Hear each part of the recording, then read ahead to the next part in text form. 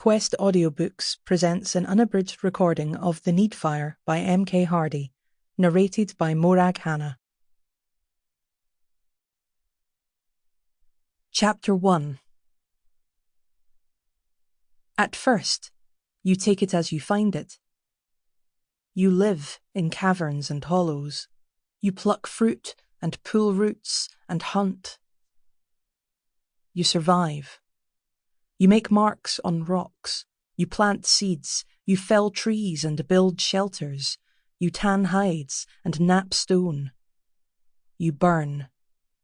You bend beasts to your will and reshape the land beneath your feet.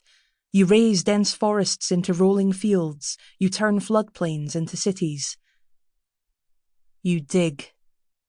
Peat and coal, stone and iron. You hollow mountains with gaping pits. You riddle the earth with holes. You fill the air with smoke. You consume.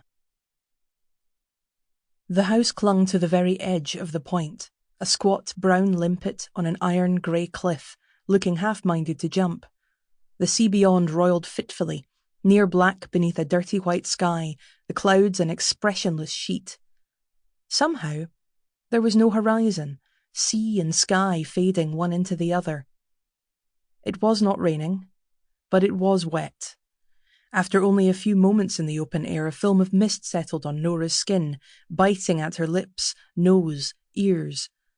The hired carriage ejected her unceremoniously, luggage and all, at the bottom of the winding driveway, and it was a long, tense few minutes before a small horse and cart clattered into view from over the rise. It was clearly for work rather than transport, open-topped and drawn by a large bay draught horse. Driving it was a broad-shouldered, light-haired man of around her own age, who greeted her with a barely perceptible chin-tip as he reached her. "I'm sorry to trouble you," she said as soon as he was in earshot. This looked like a man who probably had 100 other things he ought to be doing. "I would have walked, but—" She gestured. Her life, such as it was, fit into 2 portmanteaus. Small in the grand scheme of things given her 32 years on the earth, but too large to haul up a hill by herself. He gave a shrug as he reined the horse to a halt, and then swung down from the cart with an easy grace. Any hoped-for introductions were not forthcoming. He hefted the cases into the back of the cart, and Norah was left to scramble up onto the seat herself, catching and ripping her skirt to him under one short heel in the process.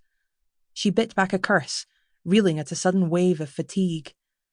Yesterday had been a full day's travel from Glasgow to Inverness through a steady downpour that seemed somehow bleaker and more oppressive than the precipitation she was accustomed to. Sample complete. Ready to continue?